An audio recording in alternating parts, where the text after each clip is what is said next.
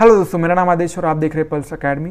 तो हम इस वीडियो में एक और नई सीरीज का स्टार्ट करने वाले हैं जो कि पैथोलॉजी की कवर करेंगे, जिसमें हम पैथोलॉजी का गोल्ड स्टैंडर्ड बुक है दैट रॉबिन, तो वो हम इस वीडियो में अपलोड करते जाऊंगा। तो उसमें हम इंपॉर्टेंट टॉपिक्स के हर एक लाइन एंड हर एक डायग्राम मैं उसमें एक्सप्लेन करूंगा, राइट। क्योंकि बहुत सारे बच्चों को जो होता है वो रॉबिन समझ नहीं आती, तो मैं उसमें हर चीज़ और हर लाइन आपको मैं समझा दूंगा उसमें कि क्या कहना चाह रहा है, क्योंकि सिंपलेस्ट लैंग्वेज में समझाऊंगा, राइट। तो अगर ऐसा ही वीडियोस आपको चाहिए तो चैनल को लाइक कीजिएगा, सब्सक्राइब भी कर दीजिएगा और अपने दोस्तों के साथ शेयर भी कीजिएगा। और इसके अलावा जो एनआईटी की सीरीज चल रही है वो तो चलती ही रहेगी हमारे चैनल पे, बट इसके अलावा मैं सेकंड ईयर का जो रॉबिन्स की रीडिंग है जो सिंपलेस्ट वर्ड में मैं उसमें एक्सप्लेन करूँगा, राइट। तो चलिए शुरू करते हैं। आज का जो सबसे पहला टॉपिक है दैट इज एपोप्टोसिस। तो एपोप्टोसिस जो है, apoptosis it is an type of cell death होता है जो कि induce by the tightly regulated suicide programme of the cell. तो ये क्या होता है कि सेल डेथ का एक प्रोग्राम है जो कि इंड्यूस किया जाता है, कि एक suicide programme of the cell होता है सेल के पास, जो कि design to the die and activate the intrinsic enzyme, जिसकी वजह से डिग्रेड हो जाती है सेल, और जीनोमिक डीएनए भी और न्यूक्लियर साइटोप्लाज्मिक प्रोटीन सारी चीज़ें उसमें डिग्रेड होती है। ये इसकी डेफिनेशन है। तो इसकी डेफिनेशन क्या है? Type of cell death that induce by the tightly regulated suicide programme in which cell are destine to die and activate intrinsic enzyme that degrade the cells and genomic DNA and that nuclear and cytoplasmic protein। तो इसकी definition हो गई, ये सारी चीज़ हो गई।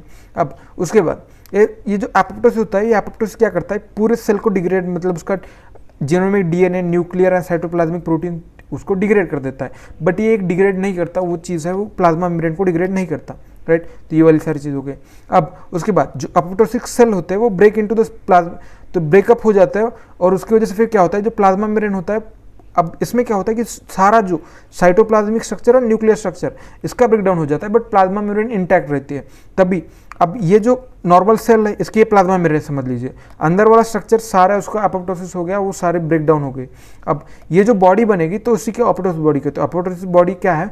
It is an apoptotic cell breakup that into the plasma membrane bound fragment. तो उसमें प्लाज्मा मेम्ब्रेन बाउंड फ्रैगमेंट जो एपोप्टोटिक सेल ब्रेकडाउन है, तो उसी को हम कहते हैं एपोप्टोटिक बॉडी। अब ये जो होता है, तो इसमें क्यों होता है कि प्लाज्मा मेम्ब्रेन जो होती है वो इंटैक्ट रह जाती है, इसी की वजह से।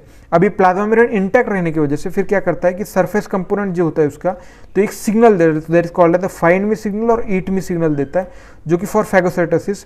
तो जिसकी वजह से क्या होता है कि जो डेड सेल्स होती है, वो फ्रैगमेंट्स होती है, वो फैगोसाइटें आती है उसको क्लियरली कर ली जाती है। तो rapidly devoured and rapidly clear and that's before contents leak out. तो कंटेंट लीक होने से पहले जो नॉर्मल सेल से ये एपोप्टोसिस सेल हो गई, उसमें डैमेज हो गया, सारी चीज़ नेक्रोसिस हो गई, ये सारी चीज़ हो गई।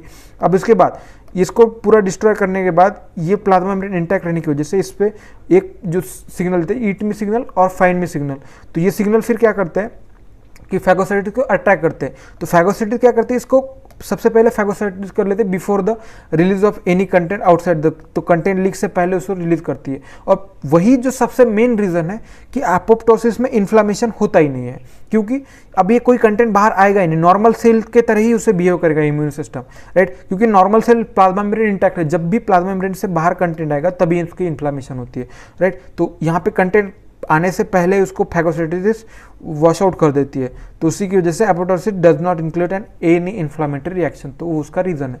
तो ये आपको एक इंपॉर्टेंट क्वेश्चन है। उसके बाद जो एपोप्टोसिस है इसी को हम प्रोग्राम सेल डेथ भी कहते हैं। अब इसके बाद जो एपोप्टोसिस जो होता है ना, एक तो पैथोलॉजिक एपोप्टोसिस होता है और फिजियोलॉजिक एपोप्टोसिस। फिजियोलॉजिक एपोप्टोसिस में क्या है कि नॉर्मली जो नेचर के डिसाइड किया गया एपोप्टोसिस होता है। अब पैथोलॉजी, किसी पैथोलॉजिक कंडीशन की वजह से जो एपोप्टोसिस होता है उसको पैथोलॉजिक कंडीशन कहते हैं। जैसे कि एपोप्टोसिस में हम देखेंगे कि फिजियोलॉजिक सिचुएशन में, तो फिजियोलॉजिक सिचुएशन में जो होता है सबसे पहले, तो उसमें क्या होता है कि death by apoptosis normal phenomena होता है, जो कि सर्व करता है कि eliminate cell that are no longer needed. तो राइट, जो भी सेल ज़्यादा टाइम के लिए हमें नहीं चाहिए, अब जिसका काम हो गया है, तो उसको अगर इलिमिनेट कराना है तो हम वो एपोप्टोसिस से कराते हैं। इसमें जो होता है वो कांस्टेंट नंबर जो सेल का मेंटेन करना होता है, तो हम उसमें मेंटेन कर लेते हैं। तो वही उसका फिजियोलॉजिकल का वो हो गया कि death of the apoptosis by normal phenomena, जो कि सर्व करता है eliminate cell that are no longer need. तो इसका सबसे इंपॉर्टेंट पॉइंट है। तो ये वाली सारी चीज़ हो गई। तो इसमें ये जो मतलब कौन कौन सी चीज़ों में होता है, जैसे कि to removal of the supernumerary cell, examples में देखेंगे तो to removal of supernumerary cell. Supernumerary cell में क्या होता है कि that supernumerary cell that की excess of the required number, तो इसकी वजह से जो एक्सेस में थे बट अभी रिक्वायर्ड नहीं है, तो वो हम उसमें ड्यूरिंग डेवलपमेंट तो तो उसको हम रिमूव करते हैं। तो ये वाली चीज़ होगी।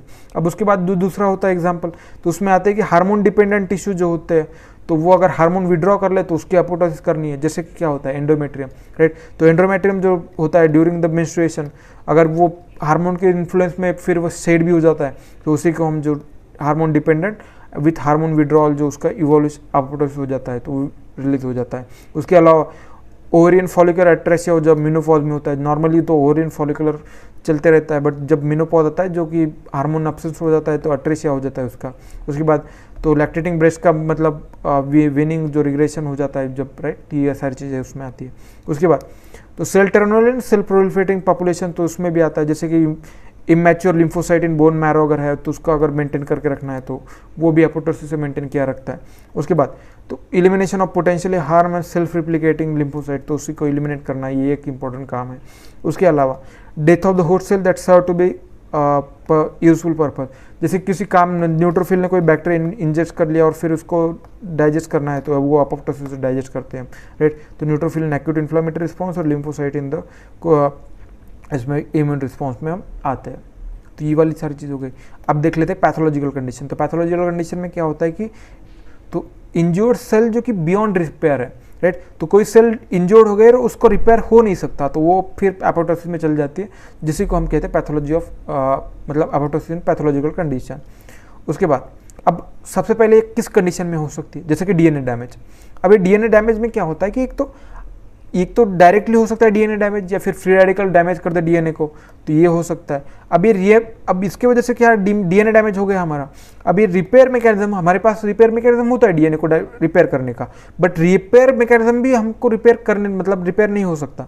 तो उसके बाद क्या करती है कि सेल ट्रिगर कर जाती है इंट्रिंसिक मैकेनिज्म को, और जिसकी वजह से अपोप्टोसिस स्टार्ट होता है। और ये जो मैकेनिज्म है अपोप्टोसिस स्टार्ट करने का, जो कि डीएनए डैमेज में, तो ये क्यों इंपॉर्टेंट है, क्योंकि ये प्रोटेक्टिव इफेक्ट की तरह एक्ट करता है, क्योंकि डीएनए म्यूटेशंस को मतलब बचाता है। डीएनए म्यूटेशंस हो जाए तो वेरियस मतलब पैथोलॉजिकल कंडीशंस अराइज हो सकती है, ट्यूमर्स वगैरह हर चीज़ उसमें आ सकती है। तो उससे बचाने के लिए हमारा जो है तो ये अपोप्टोसिस काम करता है। तो ये सबसे पहले होगा डीएनए डैमेज में। उसके अलावा तो एक्यूमुलेशन ऑफ मिसफोल्डेड प्रोटीन्स जो होता है, तो उसकी वजह से सेल जो डेथ ट्रिगर्ड हो जाती है। जैसे कोई सेल्स में आप अगर मिसफोल्डेड प्रोटीन डिपोजिशन हो गए तो नॉर्मल से अलग बन जाते हैं, तो उसका भी अपोप्टोसिस हो जाए। अब उसके अलावा apoptosis in the induce during the certain infection, तो सर्टेन इन्फेक्शन में कोई सेल का अगर इन्फेक्ट हो गई तो उसको अपोप्टोसिस कर देती है बॉडी, जैसे कि पर्टिकुलरली वायरल इन्फेक्शन में सबसे ज़्यादा होता है। तो वायरल इन्फेक्शन में क्या होता है कि वायरस का जो रिस्पॉन्स होता है कि वायरस आएगा हमारे बॉडी में, तो हमारे यहाँ पे एक सेल होता है कॉल्ड साइटोटॉक्सिक टी लिम्फोसाइट, तो ये सेल उसको डिटेक्ट कर लेती है। अब इसके वायरल प्रोटीन जो डिटेक्ट करते हैं साइटोटॉक्सिक टी लिम्फोसाइट सेल, अभी जो वायरल प्रोटीन होते हैं तो ये फिर क्या कराते हैं कि इंड्यूस अपोप्टोसिस कराते हैं, राइट। तो यही जो सेम है, क्योंकि क्या हुआ वायरस आया, फिर साइटोटॉक्सिक टी सेल लिम्फोसाइट, फिर उसके इंड्यूस अपोप्टोसिस। अब ये जो सेम मैकेनिज्म है ये और 3 पार्ट में यूज़ किया जाता है कि तो ये कहाँ का यूज़ किया जाता है, तो ये जो साइटोटॉक्सिक टी लिम्फोसाइट इन मेडिएटर मैकेनिज्म, तो ये सबसे पहले यूज़ किया जाता है किलिंग ऑफ ट्यूमर सेल्स में, यही यूज़ किया जाता है। उसके बाद जो cellular rejection in the transplantation, इसी में भी यही मैकेनिज्म यूज़ किया जाता है। और tissue damage and graft versus host disease, तो इसी में भी यही यूज़ किया जाता है। तो ये तीनों पार्ट जो है तो उसी में।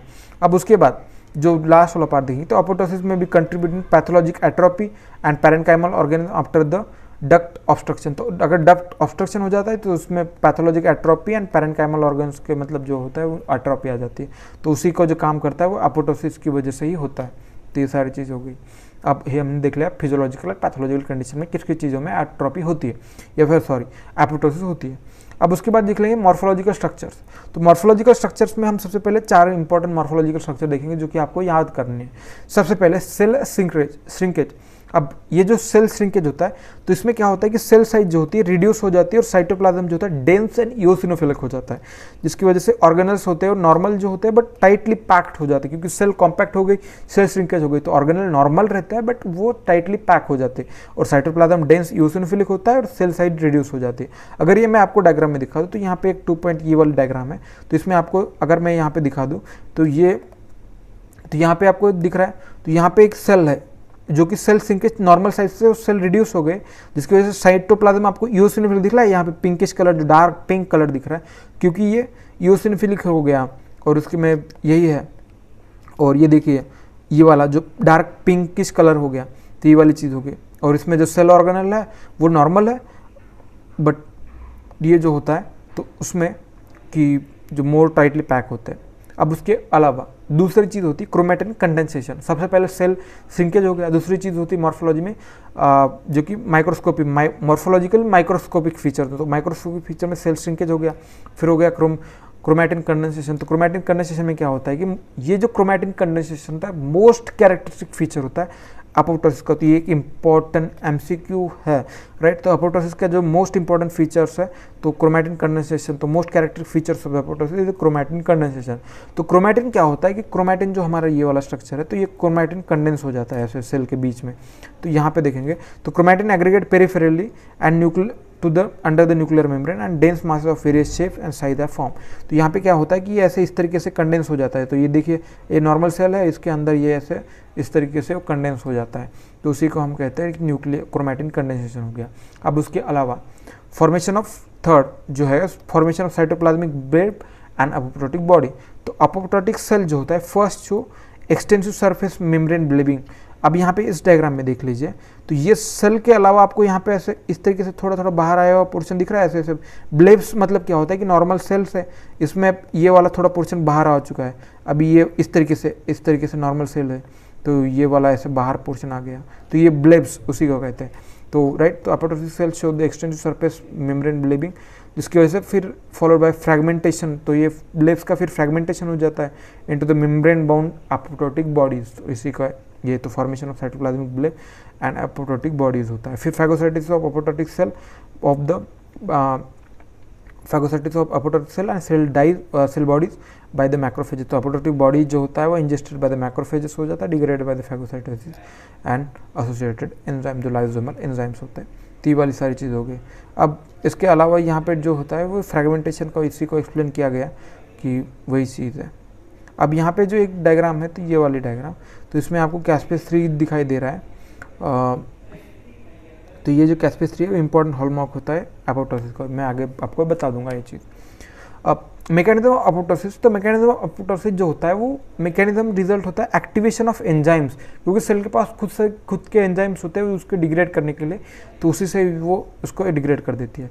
अब ये जो एंजाइम्स होते हैं उसका नाम है कैस्पेस। अब इसका कैस्पेस जो अब ये वाला प्रोपोर्शन है तो ठीक है, ये तो नॉर्मल हो गया कि जो लास्ट का एंजाइम पार्ट होता है उसको लगता है, बट जो कैस्पेस उसका एक सिग्निफिकेंस है।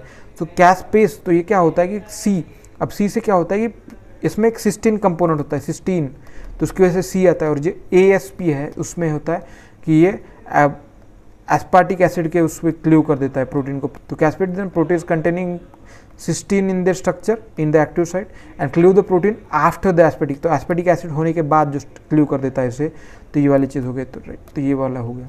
अब उसके बाद अब ये जो कैस्पेस एंजाइम है तो presence of active caspase it is a therefore marker of cell undergoing apoptosis. तो अगर सेल अंडरगोइंग एपोप्टोसिस जा रही है तो उसमें अगर आपको किसी भी नॉर्मल सेल में कैस्पेस नहीं दिखता, कोई भी सेल में अगर आपको कैस्पेस दिख रहा है तो वो सेल अंडरगोइंग एपोप्टोसिस है। तो ये एक इंपॉर्टेंट पॉइंट है। अब उसके बाद जो एपोप्टोसिस की प्रोसेस होती है वो 2 पार्ट में डिवाइड होती है। सबसे पहले इनिशिएशन फेज होता है। अब इनिशिएशन फेज में क्या होता है कि कैस्पेस जो होते हैं वो कैस्पेस एक्टिव हो जाते हैं, इसकी वजह से फिर कैस्केड ऑफ कैस्पेस एक्टिवेट हो जाते हैं। तो इसी को तो नॉर्मल फर्स्ट कैस्पेस एक्टिवेट हो जाएंगे, जैसे कि एक्सट्रिंसिक पाथवे में एक्स मतलब वो 8 और 10 कैस्पेस एक्टिवेट हो जाते हैं, फिर वो जो इंट्रिंसिक में बचे हुए कैस्पेस एक्टिवेट हो जाते हैं, फिर ये 2 आगे के कैस्पेस को एक्टिवेट कर देते हैं, फिर उसके एक प्रोसेस बन जाती है। तो उसी को हम कहते हैं कि इनिशिएशन फेज। इनिशिएशन फेज में caspase become catalytically active and unleashes the cascade of the caspase other cascade. ये वाली चीज़ हो गई। अब ये हो गया इनिशिएशन। उसके बाद होता है एग्जीक्यूशन फेज। तो एग्जीक्यूशन फेज में क्या होता है कि टर्मिनल जो कैस्केड होता है फिर वो क्या करते हैं कि ट्रिगर कर देते हैं सेलुलर फ्रैगमेंटेशन, और फिर एग्जीक्यूशन फेज वगैरह वो सारी चीज़ उसमें होती है। तो उसमें ट्रिगर दे सेलुलर फ्रैगमेंटेशन, तो सेलुलर फ्रैगमेंटेशन जाते हैं जो कि वो मेम्ब्रेन बाउंड में हो जाता है उस तरीके से। अब ये जो है तो ये जो होता है कि cellular fragment this enzyme depends on the final tune balance between the abundance and activity of pro apoptotic and apoptotic property. मतलब कहना क्या चाह रहा है, तो यहाँ पे जो रेगुलेशन होता है ना, तो ये जो एंजाइम्स है उसका मतलब कब सीक्रेट करना है, कब आप उसको इनिबिट करना है, तो ये वाली जो सारी चीज़ें होती है वो डिपेंड करती है proapoptotic molecule and anti apoptotic molecule. मतलब क्या होता है, एक प्रोएपोप्टोटिक मॉलिक्यूल जो ये मॉलिक्यूल होते हैं जो कि प्रोएपोप्टोटिक एपोप्टोसिस को बढ़ाते हैं, और एंटी एपोप्टोटिक मॉलिक्यूल जो होते हैं वो एंटी एपोप्टोटिक मतलब जो कि एपोप्टोसिस को कम कर देते हैं। तो यही सारी चीज़ है। अब इसमें भी फिर दो पाथवे होते हैं कि इनिशिएशन में दो पाथवे आएंगे, राइट। सबसे पहले जो हमें इनिशिएशन फेज देखिए तो उसमें दो पाथवे होते हैं, एक्सट्रिंसिक एंड इंट्रिंसिक पाथवे। तो एक्सट्रिंसिक एंड इंट्रिंसिक पाथवे हम अगले वीडियो में देख लेते हैं, क्योंकि वीडियो लंबा हो रहा था, तो उसमें हम नेक्स्ट वीडियो में एक्सट्रिंसिक इंट्रिंसिक पाथवे देख लेते हैं, और उसके अलावा एग्जीक्यूशन फेज है और सारी चीज़ें इसमें रॉबिन्स की हम देख लेते हैं, राइट। तो अगर वीडियो आपको पसंद आता है और ऐसे वीडियो चाहिए तो मुझे कमेंट में बता दीजिएगा, और अगर वीडियो पसंद आए तो वीडियो को लाइक कीजिएगा और चैनल को सब्सक्राइब कीजिएगा और अपने दोस्तों के साथ भी शेयर कीजिएगा। Thank you so much for watching this video. Thank you so much.